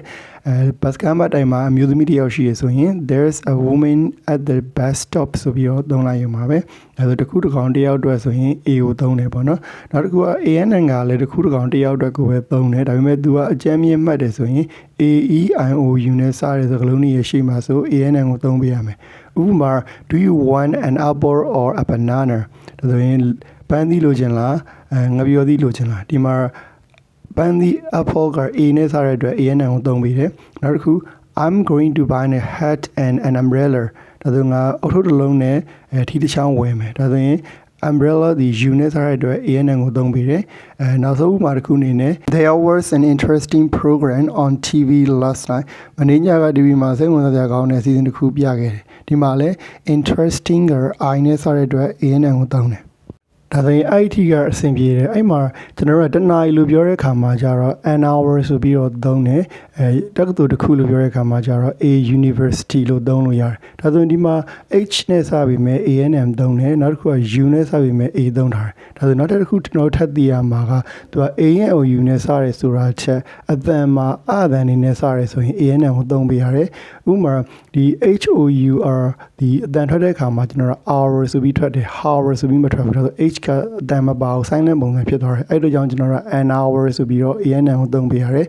university က U နဲ့စရဲဆိုပြီးမဲ့အတန်က university ရအတန်ဖြစ်တဲ့အတွက်ကြောင့် A ပဲသုံးပေးဒါဆို AENOU နဲ့စတာတော့မှန်ပြီမဲ့အတန်ကိုကျွန်တော်တို့အဓိကထားပြီးတော့ဒီ ANN သုံးပါလား A သုံးပါလားကိုဆုံးဖြတ်ရမယ်ဟုတ်ပြီနော်ဒါဆိုကိုထွက်တဲ့အတန်လွဲနေတယ်ဆိုရင်တော့ကျွန်တော်တို့ကA သုံးပြီးသုံးပြီးမှာပေါ့နော်ဒါဆိုစကလုံးတွေရဲ့အတန်အတွက်အမှန်ကိုတော့သိဖို့လိုမယ်နော်ဒါဆိုအကြမ်းမြင့်မှတ်တယ်ဆိုရင်တော့ AENOU နဲ့စတဲ့စကလုံးတွေရှင်းမှာဆိုတစ်ခုတစ်ကောင်တစ်ယောက်ပြောမယ်ဆို ANN ကိုသုံးမယ်ဒီရှာတိကျသိရှင်တဲ့သူကတော့ဒီအတန်တွေနဲ့စတဲ့စကလုံးတွေရှင်းမှာဆိုရင် ANN သုံးမယ်ဆိုပြီးတော့မှတ်သားခဲ့ရမှာဖြစ်ပါတယ်ဒါဆို A နဲ့ ANN ရဲ့အသုံးကိုနားလည်လောက်ပြီးထင်ပါတယ် နောက်တစ်ပိုင်းအနေနဲ့ A နဲ့ ANN ကိုသုံးတဲ့ပုံစံလေးတွေရှင်းပြပေးမယ်ဒါဆိုလူတစ်ယောက်ပဲဖြစ်ဖြစ်အရာဝတ္ထုတစ်ခုခုကဘာဖြစ်တယ်ဆိုတော့ကျွန်တော်တို့ပြောတဲ့အခါမှာဒီ A နဲ့ ANN ကိုသုံးလို့ရတယ်ဥပမာနေကကျဲတစ်လုံးဖြစ်တယ်ဆိုရင် the sun is a star ဒါဆိုဘောလုံးကအားသာနည်းတစ်ခုဖြစ်တယ်ဆိုရင် football is a game ကြွက်ကတိရစ္ဆာန်တစ်ကောင်ဖြစ်တယ်ဆိုရင် a mouse is an animal ဒါဆို Joe ကအရန်သဘောကောင်းတဲ့လူတစ်ယောက်ဖြစ်တယ်ဆိုရင် Joe is a very nice person ဆိုပြီးတော့သုံးလိုက်ရုံပဲဒါမျိုးချင်းနေမှာ A နဲ့ ANN ကိုသုံးလို့ရတယ်နောက်တစ်ခုကကြတော့အလောက်ကိုင်းနေနဲ့ပတ်သက်ပြီးပြောတဲ့အခါမှာလည်း A တို့ ANN တို့ကိုထည့်သုံးပေးရမယ်ဥပမာ what's your job မင်းဘာလုပ်လဲဆိုရင်ကိုကသွားဆရာဝန်မှာဆိုရင် I'm a dentist ဒီမှာ I am dentist လို့မရဘူး I am a dentist ဆိုပြီးတော့ A လေးကိုထည့်သုံးပေးရမယ်what does Mark do Mark ကဘာလုပ်လဲဆိုရင်သူက engineer တယောက်ပါဆိုရင် he's an engineer ဆိုပြီးတော့သုံးပေးရမယ်would you like to be a teacher အမင်းဆရာတယောက်ဖြစ်ချင်လားPicasso was a famous painter Picasso ကနာမည်ကြီးပကြီးဆရာတယောက်ဖြစ်တယ် Are you a student အမင်းကျောင်းသားလားပေါ့နော်ဒါမျိုးအလုပ်ကိုင်းနေတဲ့ပတ်သက်ရင်လည်း A နဲ့ ANN ကိုသုံးပေးရမှာဖြစ်ပါတယ်ဒါဆိုရင်ဒီဗီဒီယိုမှာရှင်းပြပေးခဲ့တာက A နဲ့ ANN ကိုဘယ်လိုမျိုးခွဲပြားအောင်သုံးအောင်လဲဆိုတာကိုရှင်းပြပေးခဲ့တာဖြစ်ပါတယ်ဒီဗီဒီယိုလေးကတော့ဒီလောက်ပါပဲနောက်ဗီဒီယိုမှာနောက်ထပ်အကြောင်းအရာတွေကိုထပ်ပြီးတော့ရှင်းပြပေးပါမယ်အားလုံးကိုကျေးဇူးတင်ပါတယ်ပန်းတစ်ပွန်းလို့ပြောတဲ့အခါမှာ a flower ဒါဆိုပန်းနေတချို့ဆိုရင် sunflowers ဒါဆိုရင်တစ်ခုကနေအများကိုပြောင်းတဲ့အခါမှာ s လေးထည့်ပေးလိုက်ရုံပဲဒါဆို noun တွေကိုတစ်ခုကနေအများပြောင်းတဲ့အခါမှာအမြဲတမ်း s ကွဲထည့်ပေးရမှာလားဥပမာ BABY baby ဒါဆိုကလေးတွေအများကြီးလို့ပြောတဲ့အခါမှာ BABIEX ဆိုပြီးတော့ YON ပြောင်း ES ပေါင်းတာတွေလည်းရှိတယ်ဒါဆိုတခြားအပိုင်းလေးတွေလည်းရှိတာပေါ့နော်ဒါဆိုဒီလို noun တွေကိုတစ်ခုကနေအများပြောင်းတဲ့အခါမှာရှုပ်ထွေးနေတဲ့သူတွေရှိရဆိုရင်ဒီဗီဒီယိုလေးကိုအဆုံးထိကြည့်ပေးပါအားလုံးပဲမင်္ဂလာပါ Chicken Grammar အပိုင်း66ကနေကြိုဆိုလိုက်ပါရယ်ဒီဗီဒီယိုမှာတော့ဒီ noun တွေကိုတစ်ခုခင်းကနေအများကြီးပြောင်းတဲ့အခါမှာဘယ်လိုပုံစံတွေရှိရဆိုတာကိုရှင်းပြပေးမှာဖြစ်ပါတယ်ပထမဆုံးအနေနဲ့များသောအားဖြင့်ကျွန်တော်တို့တစ်ခုခင်းကနေအများကြီးပြောင်းတဲ့အခါမှာ s လေးထည့်ပေးလိုက်ရမယ်ဥပမာ a train ဒါဆို two trains one week a few weeks a nice place some nice places this student these students စသဖြင့်ဒီလို s လေးထည့်ပေးလိုက်ရပါပြီဒုတိယတစ်ခုမှတ်ထားမှာက s sh ch x နဲ့ဆုံးတဲ့စကားလုံးတွေဆိုရင် es ပေါင်းပေးရမယ်ဥပမာ bux ဆိုရင် buse ရဲ့ buses dish ဆိုရင် dishes church ဆိုရင် churches box ဆိုရင် boxes ဆိုပြီးပြောင်းပေးရမယ်နောက်တစ်ခု o နဲ့ဆုံးတဲ့စကားလုံးတွေဆိုလည်း es ပေါင်းပေးတယ်ဥပမာ potato POTATOEX ဆိုပြီးတော့သုံးပေးရမယ်နောက် tomato ဆိုရင် TOMATOEX ဆိုပြီးတော့ ES လေးပေါင်းပေးရမှာဖြစ်ပါတယ်နောက်ထပ်တစ်ချက်အနေနဲ့ Y နဲ့ဆုံးတဲ့စကားလုံးတွေဆိုရင်တော့ YOI ပြောင်းပြီး ES ပေါင်းပေးရမယ်ဥပမာ baby ဆိုရင် BABRES dictionary ဆိုရင် DICTIONARES party ဆိုရင် PARTIEX ဆိုပြီးတော့ YON ပြောင်း ES ပေါင်းပေးရမယ်ဒါပေမဲ့ Y နဲ့ဆုံးတိုင်းတော့မဟုတ်ဘူး Y ရဲ့ရှေ့မှာ vowel AEN ကိုယူရှိမယ်ဆိုရင်တော့ S လေးပေါင်းပေးရုံပဲဥပမာ DAY day ဆိုရင် DAYS monkey ဆိုရင် monkeys Boris ဆိုရင် Boris ဆိုပြီးတော့ S လေးပဲပေါင်းပေးလိုက်ရုံပဲနောက်ဆုံးတစ်ချက်အနေနဲ့FE နဲ့ဆုံးနေဆိုရင်တော့ V ရပြောင်းပေးရမယ်ဥပမာ shelf ဆိုရင် SHELVES shelves ဆိုပြီးပေါင်းပေးရမယ် knife ဆိုရင် KNIVES knives wife ဆိုရင် WIVES wives ဆိုပြီးတော့ V ရလေးပေါင်းပေးရမှာဖြစ်ပါတယ်ဒါဆိုရင်သူတို့ရဲ့ပြောင်းလဲတဲ့ပုံစံချမ်းမြေကိုနားလည်လောက်ပြီးထင်ပါတယ်နောက်ထပ်ထူးခြားတဲ့ပုံစံလေးတစ်ခုကိုထပ်ပြီးတော့ရှင်းပြပေးမယ်ဒီ noun တွေကတော့အမြဲတမ်း s ထည့်သုံးတဲ့ noun တွေဖြစ်ပါတယ်ဥပမာ scissors glasses trousers jeans shorts ties pajamas စတဲ့ဒီစကားလုံးတွေကတော့အမြဲတမ်း s လေးနဲ့ပဲတွဲသုံးပေးရမယ်ဥပမာမင်းမျက်မှန်တက်လာဆိုရင် do you wear glasses ဆိုပြီးသုံးပေးရမယ်ကကြီးဘက်မှာလည်းငါအဲ့ဒါတွေလိုအပ်တယ်ဆိုရင် where are the scissors I need them ဆိုပြီးတော့အများနဲ့ပဲသုံးပေးရပါမယ်နောက်တစ်ခုကသူတို့ကိုတစ်ခုတည်းတစ်လက်ထဲတစ်ထည်တည်းလို့ပြောမယ်ဆိုရင်တော့ရှေ့မှာ a pair ဆိုတဲ့စကားလုံးလေးထည့်သုံးလို့ရတယ်ဥပမာ jean တစ်ထည်ဆိုရင် a new pair of jeans ကကြီးတစ်လက်ဆိုရင် a pair of scissors ဘောင်းမီတစ်ထည်ဆိုရင် a pair of trousers ညရဲ့ဝတ်စုံတစ်ထည်ဆိုရင် a pair of pajamas ဆိုပြီးတော့သုံးပေးရမယ်ငါချင်းမောင်မီတစ်ထည်လိုအပ်တယ်ဆိုရင် I need a new pair of jeans ဒါမှမဟုတ် I need some new jeans ဆိုပြီးတော့သုံးပေးရမှာဖြစ်ပါတယ်ဒီနောက်ထပ်တစ်ပိုင်းအနေနဲ့အများပြောင်းတဲ့အခါမှာ STEST မထည့်ဘဲနဲ့စကားလုံးပြောင်းလဲတဲ့ပုံစံလေးတွေနဲ့စကားလုံးမပြောင်းတဲ့ပုံစံလေးတွေကိုလည်းရှင်းပြပေးပါမယ်ဥမာ this main ဆိုပြီးတော့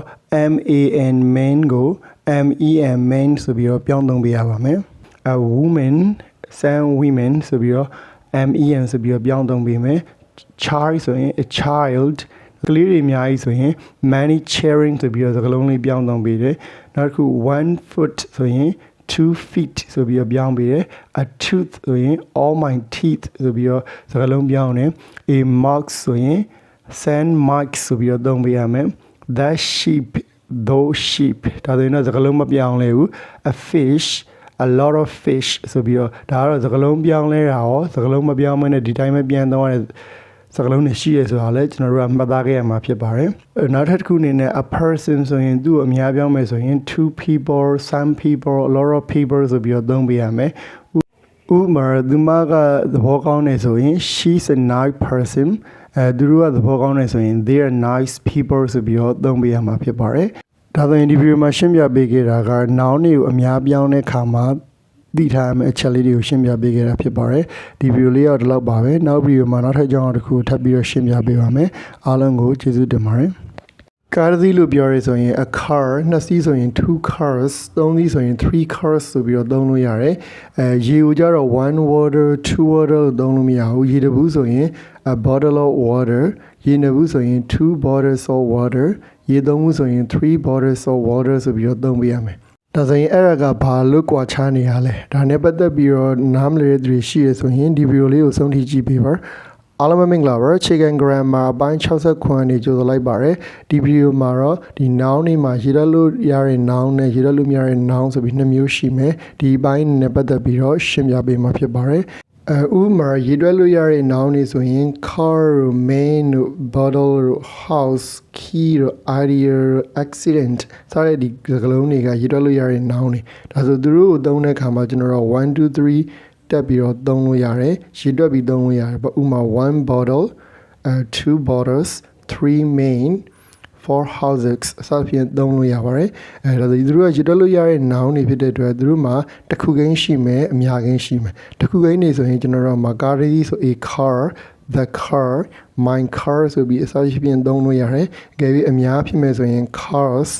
two cars the cars some cars many cars ဆိုပြီးတော့အမျိုးမျိုးသုံးလို့ရတယ်ပေါ့နော်ဒါဆိုကိုရေးမယ်ကိုပြောမယ်စာကြောင်းပေါ်မှာမူတည်ပြီးတော့သုံးပေးအောင်မယ်ဥပမာငါမှာကားတစ်စီးရှိရဆိုရင် I've got a car ကားတွေကရန်စီကြီးရဆိုရင် new cars are very expensive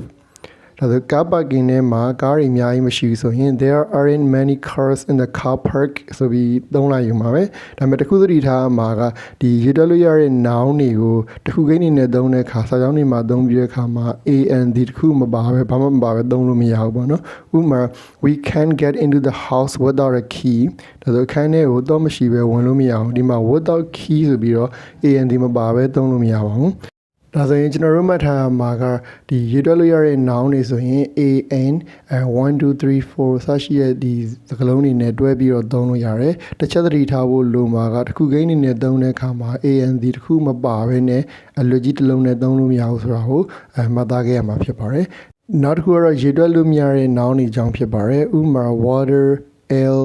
rice salt plastic money music techniques စတဲ့ဒီစကားလုံးပုံစံမျိုးတွေဖြစ်ပါတယ်သူတို့ကိုသုံးတဲ့အခါမှာကျွန်တော်တို့က1 2 3 4တွေထည့်သုံးလို့မရဘူးဥပမာ1 water 2 music စသဖြင့်သုံးလို့မရဘူး s တွေထည့်သုံးလို့မရဘူးပေါ့နော်ဒါဆိုသူတို့ကိုသုံးတဲ့အခါမှာတစ်လုံးနဲ့သုံးလို့ရတယ် many the many my many send many much many စသဖြင့်ကျွန်တော်တို့သုံးလို့ရတယ်ငါမှာပတ်စံတချို့ရှိရဆိုရင် I've got send manyဒစ်တာထဲမှာပတ်စံနေအများကြီးမရှိဘူးဆိုရင် there isn't much money in the box ငွေကအဓိကမဟုတ်ဘူးဆိုရင် money isn't everything ဆိုပြီးတော့သုံးလို့ရပါတယ် တခုမှတ်ထားမှာကသူတို့တွေကိုတစ်ခုနှစ်ခုရေတွက်ပြီးသုံးချင်တော့သုံးလို့ရတယ်ဒါပေမဲ့ an 1အဲ့လိုမျိုးထည့်သုံးရတော့မဟုတ်ဘူးသူတို့ရဲ့ရှေ့မှာ a piece of to a bottle of to စတဲ့ဒီ phrase လေးတွေထည့်သုံးပေးရမယ်ဥပမာရေတဘူးဆိုရင် a bottle of water ထမင်းတစ်စလုံးဆိုရင် a bowl of rice ရေမွေးတစ်ပုလင်းဆိုရင် a bottle of perfume coffee တစ်ခွက်ဆိုရင် a cup of coffee chocolate ချောင်းဆိုရင် a bar of chocolate ဂီတတစ်ပုဒ်ဆိုရင် a piece of music စသဖြင့်ကျွန်တော်တို့ကရှေ့ကနေဒါမျိုး a piece of to a bottle of စတာလေးထည့်ပြီးတော့သုံးပေးရမယ်ဒါဆိုရင်ကျွန်တော်တို့မှတ်ထားမှာကရေတွက်လို့ရတဲ့ noun တွေဆိုရင်1 2 3 an စပြီးတော့ထည့်သုံးလို့ရတယ်ရေတွက်လို့မရတဲ့ noun တွေဆိုရင်တော့1 2 3 4ထည့်သုံးလို့မရဘူး s တွေပါထည့်သုံးလို့မရဘူးသူတို့တစ်ခုလို့ပြောမယ်ဆိုရင်ရှေ့ကနေ a piece of bottle of စတာလေးထည့်သုံးပေးရမယ်ဆိုတော့မှတ်သားထားမှာဖြစ်ပါတယ်ဒါဆိုရင်ဒီဗီဒီယိုလေးကဒီလောက်ပါပဲနောက်ဗီဒီယိုမှာနောက်ထပ်အကြောင်းအရာတွေကိုထပ်ပြီးတော့ရှင်းပြပေးပါမယ်အားလုံးကိုကျေးဇူးတင်ပါတယ်ကိန်းမုန်းတချို့လို့ပြောတဲ့အခါမှာ some cake ဒါမှမဟုတ်ရင် some cakes ဆိုပြီးတော့ s ထည့်သုံးလို့လည်းရတယ် s မထည့်ပဲသုံးလို့ရတယ်အဲ့ဒါဘာကြောင့်လဲနောက်တစ်ခုကဒီပန်းသီးတချို့လို့ပြောတဲ့အခါမှာ some apples ဒါဆိုရေတချို့လို့ပြောရင်လည်း some water ဆိုပြီးတော့ countable ရေတွက်လို့ရတဲ့ကောင်မှာလည်း some သုံးလို့ရတယ် uncountable ရေတွက်လို့မရတဲ့ noun မှာလည်း some သုံးလို့ရတယ်ဒါရင်းနဲ့ပတ်သက်ပြီးတော့မသိသေးတဲ့သူတွေရှိရဆိုရင်ဒီဗီဒီယိုလေးကိုတစ်ချက်ကြည့်ပေးပါအားလုံးမင်္ဂလာပါ Chicken Grammar အပိုင်း68ကနေကြိုဆိုလိုက်ပါရယ်ဒီဗီဒီယိုမှာတော့နောက်တစ်လုံးထဲမှာပဲဒီရေတွက်လို့ရတာရောရေတွက်လို့မရတာရောပုံစံ2မျိုးလုံးသုံးတဲ့ noun တွေကြောင့်ကိုရှင်းပြပေးမှာဖြစ်ပါတယ်အရင်ဆုံးဒီ an ရဲ့ sam ရဲ့အသုံးတွေကိုတစ်ချက်ရှင်းပြပေးမယ်ဒါဆို a နဲ့ n ကတစ်ခုတစ်ကောင်တစ်ယောက်လို့ပြောတဲ့အခါမှာသုံးလို့ရတယ်သူကရေတွက်လို့ရတဲ့ noun တွေရှေ့မှာသုံးတယ်ပေါ့ဥပမာငါကားတစ်စီးလိုတယ်ဆိုရင် I need a new car ဆိုပြီးသုံးလိုက်ရုံပဲအမေပန်းဒီစားကြလားဆိုရင် would you like an apple ဆိုပြီးတော့သုံးလိုက်ရုံပဲအဲ့ဒါဟိုမှာငါဖနက်လိုအပ်တယ်ဆိုရင် I need some new shoes ဆိုပြီးတော့သုံးလို့ရတယ်အဲ့ဒါဟိုမှာမေပန်းဒီတချို့စားကြလားဆိုရင် would you like some apples ဆိုပြီးသုံးလို့ရတယ်ဒါဆိုရင် some ဒီ countable ရေတွက်လို့ရတာတွေတချို့တော့လို့ပြောတဲ့အခါမှာသုံးလို့ရတယ်အဲ့လိုမျိုးပဲရေတွက်လို့မရတဲ့ noun တွေကိုတချို့တော့လို့ပြောချင်လဲ some နဲ့ပဲသုံးလို့ရတယ်ဥပမာငါရေတချို့လိုအပ်တယ်ဆိုရင် I need some water main cheese လိုချင်လားဆိုရင် would you like some cheese ဒါမှမဟုတ် would you like a piece of cheese ဆိုပြီးတော့သုံးလို့ရတယ်ဒါဆိုရင် some ဒီရေတွက်လို့ရတာကိုရေတွက်လို့မရတာကိုနှစ်မျိုးလုံးကိုသုံးလို့ရတယ်ဆိုပြီးတော့မှတ်သားခဲ့ရမှာဖြစ်ပါတယ်ဒါဆိုရင်ဒီဥပမာလေးကိုတစ်ချက်ကြည့်အောင်နော်Laura bought a hat some shoes and some perfume I read a newspaper, make some phone calls and listen to some music. ဒီစနစ်မှာ some သုံးတာတွေရှိတယ်ဒါပေမဲ့တချို့နောက်မှာ s လေးတွေပါတယ်တချို့မှာ s လေးမပါဘူးဒါဆိုရင်ကျွန်တော်တို့က countable ကို uncountable သုံးလို့ရတယ်ဆိုပေမဲ့ရေတွက်လို့ရတဲ့ကောင်တွေနဲ့သုံးနေဆိုရင် s ပါလိမ့်မယ်ရေတွက်လို့မရတဲ့ကောင်တွေနဲ့သုံးနေဆိုရင် s မပါတာကိုတွေ့ရမှာပါဒါဆိုရင်ကျွန်တော်ခွဲခြားတဲ့အခါမှာအဲ့လိုမျိုးလေးခွဲခြားပြီးသုံးပေးရမှာဖြစ်ပါတယ်နောက်ထပ်တစ်ပိုင်းအနေနဲ့ဒီကိတ်မုံလို့ပြောတဲ့အခါမှာ a cake ဆိုပြီးသုံးလို့ရတယ်ကိတ်မုံတချို့လို့ပြောတဲ့အခါမှာ some cake ဆိုပြီးတော့သုံးလို့ရတယ်အဲ့လိုပဲဒီကိတ်မုံကိုကျွန်တော်တို့လီးလိုက်တဲ့အခါမှာကိတ်မုံအစိပ်ပိုင်းလေးဖြစ်သွားပြီတတုံဖြစ်သွားပြီဆိုရင်ကိတ်မုံတချို့လို့ပြောရင် some cake လို့သုံးမယ် s မထည့်ဘူးဒါမှမဟုတ်ကိတ်မုံတတုံဆိုရင်တော့ a piece of cake ဆိုပြီးသုံးလို့ရတယ်ဒါဆိုရင်သူ့ရဲ့ပုံစံပြတ်သွားလို့ကျွန်တော်တို့တစ်ခုတစ်ခုရည်ရောမဲ့အခါမှာသူ uncountable ဖြစ်သွားတယ်အဲ့လိုအခါမျိုးတွေမှာ s မထည့်ဘဲနဲ့သုံးပေးရမယ်အဲ့လိုမျိုးပဲနဲ့သူ့ရဲ့ကိတ်မုံပုံစံကြီးသေးသေးပေါ့နော်တစ်ခုတစ်ခုရည်တွက်လို့ရတဲ့အခါမှာတော့သူ countable အနေနဲ့သုံးတယ်အဲ့လိုမျိုးပဲကြက်တကောင်ဆိုလဲ a chickenတက်ကောင်ရေချိုးဆိုရင် some chickens ဆိုပြီးတော့ s ထည့်သုံးမယ်ဒီထီကိုကျွန်တော်တို့က countable အဓိပ္ပာယ်ရှိမယ်အဲ့ဒါကိုကျွန်တော်တို့ပေါင်မဲ့ဖြစ်တောင်မှမဲ့ဖြစ်ဖြတ်ထုတ်လိုက်တယ်လီးထုတ်လိုက်တဲ့အခါမှာကြက်ပေါင်တရုံလို့ပြောချင်တယ်ဒါမှမဟုတ်ကြက်ပေါင်တချို့လို့ပြောချင်တော့ some chicken ဒါမှမဟုတ် a piece of chicken ဆိုပြီးတော့သုံးပေးရမယ်ဒီမှာကျတော့ကျွန်တော်ပုံစံပြတ်သွားတဲ့အတွက်ကြောင့်သူက uncountable ပုံစံဖြစ်သွားတယ်ဒီမှာတော့ s ထည့်သုံးလို့မရတော့ဒါဆိုတချို့ noun တွေမှာဒါမျိုးပုံစံလေးဒီ countable အနေနဲ့ရော uncountable ပုံစံမျိုးသုံးတာလေးရှိတာဖြစ်ပါတယ်နောက်တစ်ခုအနေနဲ့ဒီ newspaper နဲ့ပတ်သက်တာလေးပေါ့နော်သူ့ကိုတခြားနည်းနဲ့ခေါ် a paper လို့လည်းသုံးလို့ရတယ်အဲ့မှာ I want something to read I'm going to buy a paper ဒါဆိုငါတစ်ခုဖတ်ချင်တယ်ဒီမှာ I'm going to buy a paper လို့သုံးနေဆိုရင် countable အနေနဲ့သုံးနေဆိုကျွန်တော်သတင်းစာကိုပြောတာဒါသတင်းစာဝယ်မယ်ပေါ့နော်အဲ့မှာ I want to make a shopping list I need some paper a piece of paper ဒါမျိုးသုံးလိုက်တယ်ဒါဆိုရင် shopping list ဆိုတော့ဒီဈေးဝယ်စီးရင်လုပ်ချင်တယ်ဒါဆိုရင် sandpaper လိုအပ်တယ်ဆိုတော့ဒီမှာကျတော့ uncountable ဖြစ်တဲ့သူကစာရွက်ကိုပြောတာဒါမျိုးလေးခွဲခြားရမှာဖြစ်ပါတယ်ဒါဆိုရင်တချို့ noun တွေမှာက countable ကို uncountable ရှိတဲ့ဒါလေးလည်းကျွန်တော်တို့သတိထားပြီးတော့မှတ်သားရမှာဖြစ်ပါတယ်နောက်ဆုံးတစ်ပိုင်းအနေနဲ့ရေးကြီးတဲ့အပိုင်းလေးကိုထပ်ပြီးတော့ရှင်းပြပေးမယ်ကျွန်တော်ဒီစကားလုံးတွေနဲ့ပတ်သက်ရင်များသောအားဖြင့်ကျွန်တော်တို့ countable လို့ထင်ပြီးတော့ s တွေထည့်သုံးမိတတ်ကြတယ်တချို့ a တွေထည့်သုံးမိတတ်ကြတယ်ဥပမာ advice bread furniture hair information news weather work ဒီစားတဲ့စကားလုံးတွေက uncountable အနေနဲ့သုံးရမယ်သူတို့ an ထည့်သုံးလို့မရဘူးနောက်တစ်ခုက s တွေထည့်သုံးလို့မရဘူးဒါဆိုဥပမာစမ်းတမ်းလေးကျွန်တော်တစ်ချက်ပြပေးပါမယ် Can I talk to you I need send advice ဒါဆိုငါမင်းနဲ့ဆွေးနွေးလို့ရမလားငါအကြံဉာဏ်တချို့လိုပဲလို့ဒီမှာအကြံဉာဏ်တချို့ဆိုပြီးတော့ advice မှာ s တွားထည့်လို့မရဘူးသူ uncountable အနေနဲ့သုံးတယ်I'm going to buy some bread ဒါဆိုငါပေါင်မိုးတချို့ဝယ်မယ်ဒီမှာလဲ s ထည့်လို့မရဘူးနောက်တစ်ခုက they've got some nice furniture in their house ဒါဆိုသူတို့ရဲ့အိမ်မှာဒီပရီဘောကကောင်းနေရှိရပေါ့ဒီမှာလဲ furniture က uncountable အနေနဲ့သုံးရမယ်အဲ့မှာ s ထည့်သုံးလို့မရဘူးLaura has very long hair Laura သပင်ရှည်တယ်ပေါ့ဒီမှာလဲ hair သပင်တစ်ခုလုံးကိုရည်ညွှန်းတာဆိုရင်ကျွန်တော် s ထည့်သုံးလို့မရဘူး uncountable အနေနဲ့သုံးတယ်Where can I get some information about holders here ဒီနာက order နဲ့ပတ်သက်တဲ့အချက်လက်လေးဘယ်မှာရနိုင်မလဲပေါ့ဒီမှာလဲ information က uncountable ဖြစ်တဲ့အတွက် s ထည့်သုံးရမလို့ဘူးနောက်ဆုံးတစ်ခုအနေနဲ့ is night weather today ဒီနေ့ရာသီဥတုကောင်းတယ်အဲ့မှာ is a night weather ဆိုပြီးတော့ a တွေ and တွေထည့်သုံးလို့မရပါဘူးဒါဆိုရင်ကျွန်တော်တို့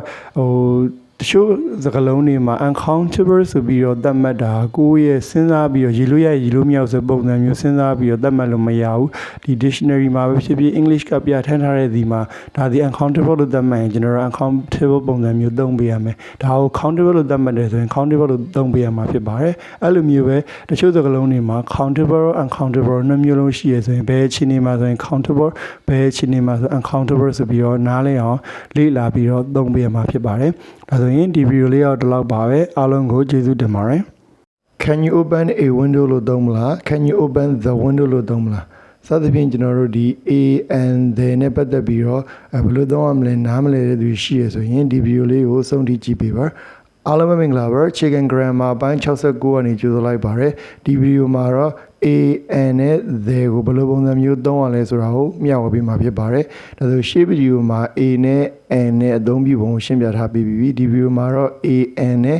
the နဲ့အသုံးပြုပုံကွာခြားချက်ကိုရှင်းပြပေးမှာဖြစ်ပါတယ်ဥပမာပြတင်းပေါက်3ခုရှိတဲ့အချိန်မှာမင်းပြတင်းပေါက်ကိုဖွင့်ပေးနိုင်မလားလို့မေးတဲ့အခါမှာ Can you open a window ဆိုပြီးတော့ a နဲ့သုံးလိုက်မယ်သူကမတိကျဘူးပဲပြတင်းပေါက်ရေလို့မဟုတ်ဒီ3ခုရဲ့တစ်ခုဆိုတဲ့ပုံစံမျိုးဖြစ်သွားမယ်အဲ့တော့မှပြတင်းပေါက်တစ်ခုရဲ့ရှိတဲ့အချိန်မှာပြတင်းပေါက်လေးဖွင့်ပေးနိုင်မလားဆိုရင် Can you open the window ဆိုပြီးတော့သုံးလို့ရတယ်ဒါဆိုတိကျသွားတယ်ပေါ့ဒါဆိုရင်မတိကျဘူးဆိုရင်ကျွန်တော်တို့ an ကိုသုံးပြီးတော့တိကျရဲဆိုရင် the ကိုသုံးပေးရမယ်နောက်တစ်ဥပမာတစ်ခုအနေနဲ့ I've got a car ငါမှာကားတစ်စီးရှိတယ်ဒါဆိုကားတွေအများကြီးရှိတဲ့ထဲမှာကိုယ်မှာတစ်စီးပိုင်နေဆိုတဲ့အဓိပ္ပာယ်ကိုဆိုလိုတာI'm going to clean the car tomorrow ဒါဆိုဒီမှာမနေ့ဖြန်ကားတန်ရှင်းလုပ်မယ် the car လို့သုံးလိုက်ခနဲ့ဒါကိုယ့်ရဲ့ကားတစ်စီးရဲ့ရှိရဲ့ကားဖြစ်နေမယ်ဆိုလိုပြီးသားတိကျပြီးသားဆိုတဲ့အဓိပ္ပာယ်ဖြစ်မယ် Can I ask a question ဒါဆိုမေးခွန်းတစ်ခုလောက်မေးလို့ရမလားဒါဆိုမေးခွန်းအများကြီးတွေကမှာတစ်ခုကိုဆိုလိုတယ် Can you repeat the question please ဒီမေးခွန်းကိုပြန်မေးလို့ရမလားပေါ့ဒီမှာလဲဒီရှေ့ကမေးထားပြီးသားမေးခွန်းကိုပြန်ပြောခိုင်းတာဖြစ်တဲ့အတွက် the question ဆိုပြီးတော့သုံးလိုက်တာဖြစ်ပါတယ်Is there a hotel near here ဒီနာဝန်းကျင်မှာ hotel လေးပါလိမ့်များရှိလားပေါ့ဒါဆို hotel တွေအများကြီးတစ်ခုခုရည်ညွှန်းတာဘယ် hotel လို့တိကျမရှိတဲ့အတွက် A ကိုသုံးတယ် We enjoyed our holiday the hotel was very nice ဒါဆိုငါတို့အားလည်းရပန်းပြေခီမှာပျော်ရွှင်ခဲ့တယ် hotel ကလည်းရန်ကောင်းတယ်ဒီမှာကိုတဲခဲ့တဲ့ hotel ကိုဆိုလိုတာဖြစ်တဲ့အတွက် the hotel ဆိုပြီးတော့သုံးထားတာဖြစ်ပါတယ်နောက်တစ်ခု Paris is an interesting city ဒါဆို Paris ကစိတ်ဝင်စားဖို့ကောင်းတဲ့မြို့တစ်မြို့ဖြစ်တယ်ဒါဆိုမြို့တွေစိတ်ဝင်စားဖို့ကောင်းတဲ့မြို့တွေအများကြီးတစ်ခုလို့ဆိုလိုတာဖြစ်တယ် Paris is the capital of France ဒါဆို Paris ကပြင်သစ်နိုင်ငံရဲ့မြို့တော်ဖြစ်တယ်ဒါကတော့တစ်ခုတည်းရှိတဲ့အတွက် the ကိုသုံးပြီးတယ်တိကျသွားတယ်ဆိုရင်မတိကျဘူးဆိုရင် an ကိုသုံးပြီးတော့တိကျရင် the ကိုသုံးပြရမှာဖြစ်ပါတယ် နောက်ဆုံးဥပမာတစ်ခုအနေနဲ့ I bought a jacket and a shirt. The jacket were cheap but the shirt were expensive. ဒါဆိုဒီ sentence မှာပထမဆုံး a jacket a shirt ဆိုပြီးတော့သုံးတယ်ပထမဆုံးညီဖော်ပြရတဲ့ပေါ့နော်ဒါဆို jacket တစ်ထည်နဲ့ shirt တစ်ထည်ဝယ်ခဲ့တယ်ပေါ့the jacket was cheap ဆိုပြီးတော့ then နဲ့သုံးထားတယ်ရှေ့မှာတစ်ခေါက်ဖော်ပြပြီးသားဒါဆိုတိကျသွားပြီဆိုတော့ဒီ jacket ကိုပဲပြန်ပြောတာဖြစ်တဲ့အတွက် jacket ကတော့ဈေးချိုတယ်ဆိုပြီးတော့ then နဲ့သုံးတယ် shirt ညီရှေ့မှာတစ်ခါဖော်ပြပြီးသားဒီ shirt ညီကိုဈေးကြီးလို့ပြန်ပြောတာဖြစ်တဲ့အတွက်ကြောင့် the shirt ဆိုပြီးတော့ they ကိုထည့်သုံးထားတာဖြစ်ပါတယ်ဒါဆိုကျမ်းမြင့်သက်မှတ်မယ်ဆိုရင်မတိကျဘူးဆိုရင် a နဲ့ n ကိုသုံးမယ်တိကျရဲဆိုရင် they ကိုသုံးမယ်တိကျရဲဆိုတာလဲကိုဖော်ပြတဲ့အကြောင်းအရာဒါမှမဟုတ်ရင်လူပုဂ္ဂိုလ်နဲ့ပတ်သက်ပြီးတော့ရှေ့မှာတစ်ခါပြောထားပွေးဘူးသားဒါမှမဟုတ်ရင်ငကိုတွေကသိထားပြီးသားဒါမှမဟုတ်တစ်ခုတည်းရှိရဲ့အရာမျိုးဒါမျိုးရှင်းရှင်းလင်းလင်းသိတဲ့ဟာမျိုးတွေဆိုကျွန်တော်တို့က they သုံးလိုက်ရင်ပါပဲဒါကိုတိကျရဲလို့ဆိုလိုတာဖြစ်ပါတယ်နောက်ထပ်တစ်ပိုင်းအနေနဲ့ကိုဆိုလိုတဲ့လူပုဂ္ဂိုလ်ပဲဖြစ်ဖြစ်ရာဝတ္ထုပစ္စည်း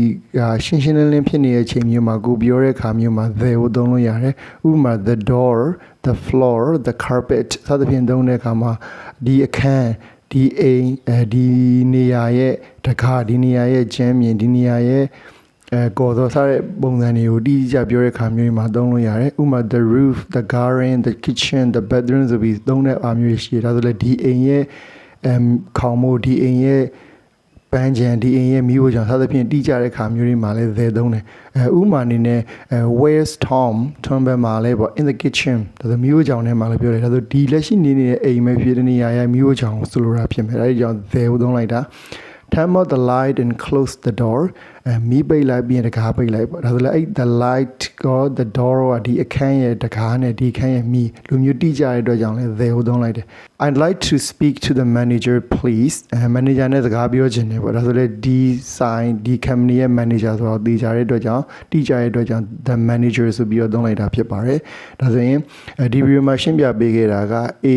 n နဲ့ they ကိုဘယ်လိုမျိုးခွဲခြားပြီးသုံးလဲဆိုတာကိုရှင်းပြပေးခဲ့တာဖြစ်ပါတယ်ဒီ video လေးတော့လောက်ပါပဲနောက် video မှာနောက်ထပ်အကြောင်းအရာတွေကိုထပ်ပြီးတော့ရှင်းပြပေးပါမယ်အားလုံးကိုကျေးဇူးတင်ပါတယ်I watch TV a lot လို့သုံးမလား I watch the TV a lot လို့သုံးမလား Dinner is regular the dinner is regular ဒါဆိုရင်ဒီတဲ့သုံးရမလားမသုံးရဘူးလားဆိုပြီးတော့ဖြစ်နေတဲ့သူရှိရဆိုရင်ဒီ video လေးကိုကြည့်ပေးကြပါအားလုံးပဲမင်္ဂလာပါ Chicken Grammar ပိုင်း90ရာနေကြိုဆိုလိုက်ပါတယ်ဒီ video မှာတော့ they သုံးရမယ့်နေရာနဲ့မသုံးရမယ့်နေရာတွေကိုရှင်းပြပေးမှာဖြစ်ပါတယ်ပထမဆုံးအနေနဲ့ကျွန်တော်တို့သိထားရမှာကကိုဆိုလိုမဲ့လူပုဂ္ဂိုလ်ရာဝတ္ထုကတိကျတယ်ရှင်းလင်းတယ်ဆိုရင်ကျွန်တော်တို့ they သုံးလို့ရတယ်ဥပမာ what is the name of this street ဒီလမ်းကိုဘယ်လိုခေါ်လဲပေါ့ဒီမှာလဲဒီလမ်းတစ်ခုတည်းကိုရည်ညွှန်းတာဖြစ်တဲ့အတွက် they ကိုသုံးလို့ရတယ် who is the best player in your team မင်းတို့အသင်းမှာအကောင်းဆုံးကစားသမားဘယ်သူလဲဒီမှာလဲတဦးရဲ့တယောက်တည်းပဲဆိုလိုတာဖြစ်တဲ့အတွက် they ကိုသုံးတယ် can you tell me the time pleaseကျေးဇူးပြုပြီးအချိန်ပြောပေးနိုင်မလားဒီမှာလဲလက်ရှိအချိန်ဝယ်မေးရဖြစ်တဲ့အတွက် they ကိုသုံးလို့ရတယ် my office is on the first floor ငါရဲ့ရုံးခန်းကပထမထပ်မှာဒါဆိုဒီအဆောက်အုံရဲ့ပထမထပ်ကိုတိကျရည်ညွှန်းတဲ့အတွက် they ကိုသုံးလို့ရတယ်နောက်တစ်ခုက do you live near the city center ဒါဆိုမျိုးလေကောင်နဲ့အနီးနားမှာနေရလားပေါ့ဒီမှာလဲ near city center လို့သုံးလို့မရဘူးဘာလို့ကိုမေးတဲ့ဒီမြို့ရဲ့မြို့လေကောင်တိကျရှိပြီးသားဖြစ်မယ်နောက်တစ်ခုက accuse me where is the nearest bank ဒါစိတ်လောက်ပါအနီးဆုံးဘဏ်ကဘယ်မှာလဲပေါ့ဒီမှာလဲ nearest ဒီအနီးဆုံးတစ်ခုကိုပဲရည်ညွှန်းတာဖြစ်တဲ့အတွက် they ကိုသုံးပြရမယ်နောက်တစ်ပိုင်းအနေနဲ့ဒီ same နဲ့ပတ်သက်ရင်ကျွန်တော် the same လို့ပဲသုံးလို့ရှိတယ်ဥပမာ we live in the same street ဒါဆိုတလန်းထဲမှာနေတယ် are these two books different no they are the same the same ဆိုပြီးပဲသုံးမယ် they are same ဆိုပြီးတော့သုံးလို့မရဘူးဒါဆို same နဲ့သုံးနေဆိုရင် they ကိုထည့်ပေးရမယ်နောက်တစ်ပိုင်းအနေနဲ့ကျွန်တော်တို့ဒီ they ထည့်သုံးလို့ရှိတဲ့စကားလုံးတွေအကြောင်းကိုရှင်းပြပေးပါမယ်ကျွန်တော်တို့ပြောတဲ့အခါမှာ the sun the moon the world the sky the sea the country ဆိုပြီးတော့သုံးပေးရမယ်ဥပမာ the sky is blue and the sun is shiny နေရပြတယ်နေရသားနေတယ်ဒီမှာလဲ the sky နဲ့ the same လို့သုံးပေးရမယ် do you live in a town or in the country မင်းမြို့မှာနေလားတောမှာနေလားဒီမှာလဲ the country ဆိုပြီးတော့သုံးပေးနောက်တစ်ခုက the police the army စသဖြင့်သုံးပေးရမယ်သူကမြို့တစ်မြို့ရဲ့နိုင်ငံရဲ့ရဲနိုင်ငံရဲ့စစ်တပ်စတာတွေရင်းနှီးနေဖြစ်ပါတယ်ဥပမာ my brother is a soldier he's in the army ဒါဆိုငါအကိုကစစ်သားသူကတထဲမှာပေါ့နော် what do you think of the police ဒါဆိုရဲတွေမဘယ်လိုမြင်လဲပေါ့ဒါမျိုးတွေကျွန်တော်တို့ they ထည့်ပြရမယ်နောက်တစ်ခုက the top the end the middle the left စရိုင်းနဲ့ပတ်သက်ရင်လည်းတဲ့သုံးတယ်ဥမာ write your name at the top of the page the main နာမည်ကိုစာမျက်နှာရဲ့ထိပ်မှာရေးပါနော် my house is at the end of the street ငါအိမ်ကဒီလမ်းဆုံးမှာပေါ့နော် the table is in the middle of the room ဒါဆိုရင်စပွဲကအခန်းရဲ့အလယ်ခေါင်းမှာ do you drive on the right or on the left in your country မင်းတို့နိုင်ငံမှာဘယ်ဘက်ကမောင်းလားညာဘက်ကမောင်းလားဒါမျိုးတွေသုံးတဲ့အခါမှာလည်းသဲထည့်ပေးရမယ်နောက်တစ်ခုက play ကို musical instruments နေနဲ့တွဲတဲ့အခါမှာလည်းသဲသုံးပေးတယ်ဥမာ play the piano play the guitar play the trumpet စသဖြင့်သုံးပေးရမယ်ဥမာ Paul is learning to play the piano Paul ကစနေယာတီးသင်နေရပေါ့နော်နောက်တစ်ခုက the radio လို့ပဲသုံးတယ် I listen to the radio a lotနောက်တစ်ခုက the internet လို့ပဲသုံးတယ်ဥမာ what do you use the internet for internet ကိုမင်းဘာကြောင့်သုံးတာလဲဒါဆိုဒါကတော့ there နဲ့သုံးလို့ရှိရဲစကားလုံးတွေဖြစ်ပါတယ်နောက်တစ်ခုက there လုံးဝမထည့်ရမယ့်စကားလုံးတွေပေါ့နော်ဥမာ television တို့ TV တို့ဥမာ I watch TV a lot လို့ပဲသုံးတယ် what's on television tonight လို့ပဲသုံးမယ်ဒါပေမဲ့အဖွင့်ပိတ်လို့ပြောတဲ့အခါမှာတော့ there ထည့်ပေးရမယ် can you turn on the TV တို့ can you turn on the TV လို့သုံးပေးရမယ်အဲ့ဒါက breakfast lunch dinner မှာ there ထည့်မသုံးဘူး what did you have for breakfast လို့ပဲသုံးတယ် for the breakfast လို့မသုံးဘူး dinner is ready လို့ပဲသုံးရမယ် the dinner လို့မသုံးဘူးနောက်တစ်ခုက next to last to နဲ့သုံးရင်လည်း there မသုံးအောင်ဥမာ next week last month next year last summer စသဖြင့်သုံးတဲ့အခါမှာ there မထည့်ရဘူးဥမာ I'm not working next week အဲ့မှာ the next week လို့မသုံးဘူး did you have a holiday last summer လို့ပဲသုံးတယ်the last summer လို့မသုံးဘူးပေါ့နော်အဲဆိုရင်ဒီ video မှာရှင်းပြပေးခဲ့တာကthere နဲ့တွဲသုံးလို့ရှိတဲ့စကားလုံးတွေနဲ့ there မထည့်ရမယ့်စကားလုံးတွေကိုရှင်းပြပေးခဲ့တာဖြစ်ပါတယ်ဒါဆိုရင်ဒီ video လေးတော့လောက်ပါပဲနောက် video မှာနောက်ထပ်ကြောင်းတစ်ခုထပ်ပြီးတော့ရှင်းပြပေးပါမယ်အားလုံးကိုကျေးဇူးတင်ပါတယ်